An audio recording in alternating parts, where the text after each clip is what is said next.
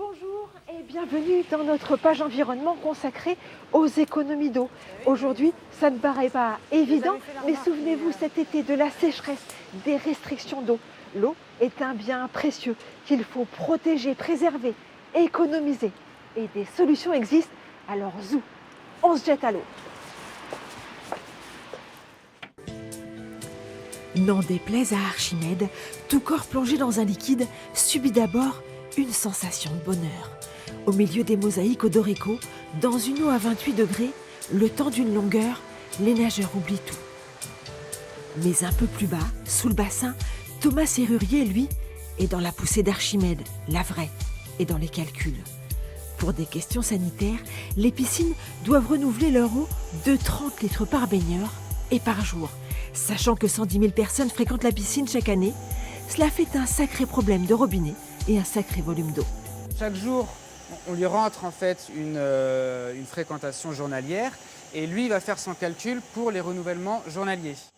Longtemps, les milliers de mètres cubes d'eau usée de la piscine et des pédiluves sont partis dans les canalisations. Et puis, on a imaginé que leur chaleur pouvait préchauffer les futures eaux de baignade. On a l'eau de la ville, qui est l'eau du robinet, qui elle va arriver froide, qui va passer au travers de cet échangeur. Et en même temps, on va avoir soit l'eau des bassins qui est chaude, ou alors l'eau des pédiluves qui est chaude, qui elle va passer aussi dans cet échangeur. Donc dans cet échangeur, on va avoir un échange de chaleur, donc on va avoir l'eau chaude des bassins qui va préchauffer l'eau froide de la ville. Cette nouvelle eau, tiède et propre, poursuivra son chemin vers les chaudières, puis les bassins. Les eaux usées, elles, partiront pour d'autres périples. Elles seront réemployées, d'abord pour nettoyer les filtres de la piscine, et puis pour laver les rues. Pendant qu'à l'intérieur, les nageurs crawlent, brassent ou papillonnent, Gérard se branche sur la borne et fait le plein. On fait quand même des économies au niveau de l'eau, tout ça. Et comme c'est de l'eau recyclée, autant qu'elle serve que de la balancer. Les nuits de fête dans le centre, les marchés, Gérard et ses collègues nettoient 581 km de voirie. En grande partie avec l'eau dans laquelle je, tu, il, nous, vous, il, pataugeait. Sur cette piscine à Saint-Georges, on a 10 mètres cubes de disponibles, à Bricquigny 100 mètres cubes. On a également l'eau de toiture à la plaine de Beau où on a 10 mètres cubes. En eau de récupération, on utilise 60% de notre consommation. En gros, sur 3000 mètres cubes d'eau que l'on consomme pour nettoyer la voirie, on est en gros à 2000 mètres cubes de récupération d'eau. On ne se baigne jamais deux fois dans la même eau, disait le philosophe. L'eau des piscines de Rennes a plusieurs vies et nous rappelle combien l'eau est précieuse. À notre tour d'agir et de montrer à l'élément liquide qu'on peut lui protéger.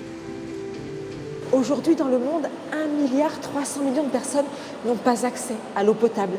L'eau, en chiffres, c'est un plongeon parfois glaçant. On l'appelle planète bleue et ce n'est pas un hasard. 71% de notre terre est recouverte d'eau, mais 97% de cette eau est salée. 2% prisonnière de la glace, il nous reste 1% pour boire, nous laver, arroser.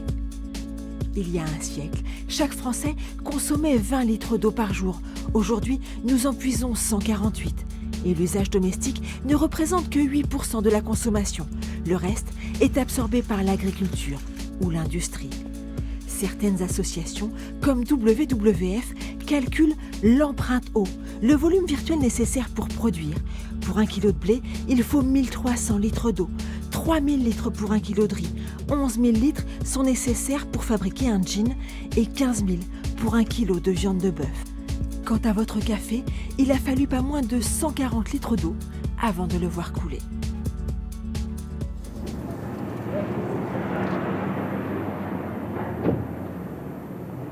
Monsieur, non, est-ce que je pourrais faire laver ma voiture? Ah non. Non, c'est pas possible? C'est pas possible, non. Pourquoi? À cause du manque d'eau à Saint-Malo. Ah bon? Oui. Il n'y a pas d'eau? Pas d'eau, non. Même si cela fait sourire en dehors de la région, la Bretagne a effectivement connu bien des épisodes de sécheresse.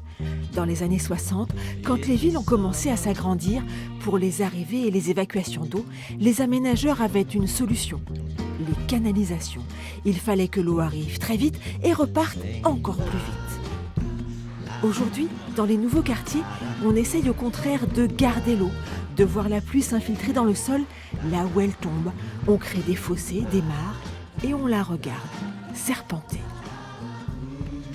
Il faut se rappeler qu'en Ille-et-Vilaine, on n'a que 7% de nos masses d'eau qui sont en bon état écologique. Ça vient en gros, en partie sur des problèmes de morphologie, c'est-à-dire qu'on a complètement transformé la circulation de l'eau dans son état naturel, quoi. Soit au niveau agricole par des fossés qu'on a fait tout droit, des drainages, etc. Soit au niveau urbain par du tuyau et donc l'eau s'en va directement sur les rivières. Il faut recréer des haies, il faut recréer des talus, reméandrer les fossés en campagne pour que l'eau puisse tranquillement s'infiltrer, s'épurer, etc. Et en ville, c'est la même chose, c'est-à-dire qu'on arrête de faire du tout tuyau, on fait des aménagements autour des immeubles, autour des maisons, pour faire en sorte que l'eau puisse s'infiltrer tranquillement et être retenue. Il faut éviter d'imperméabiliser les sols au maximum, quoi, en fait, hein. Quand on fait une construction, évidemment, on imperméabilise l'implantation de la maison. Donc il faut essayer de conserver au maximum les parcelles qui sont autour pour pouvoir faire de l'infiltration d'eau. Ici, on est sur un quartier entre guillemets modèle.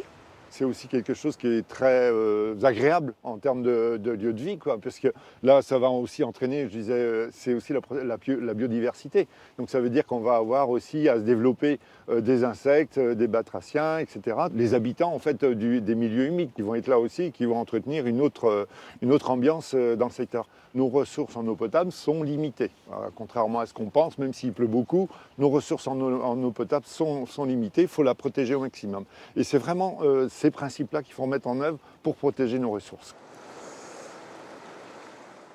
Faire de la pluie une chance, des ennuis une ressource, cela va peut-être nous permettre de faire mentir le dicton.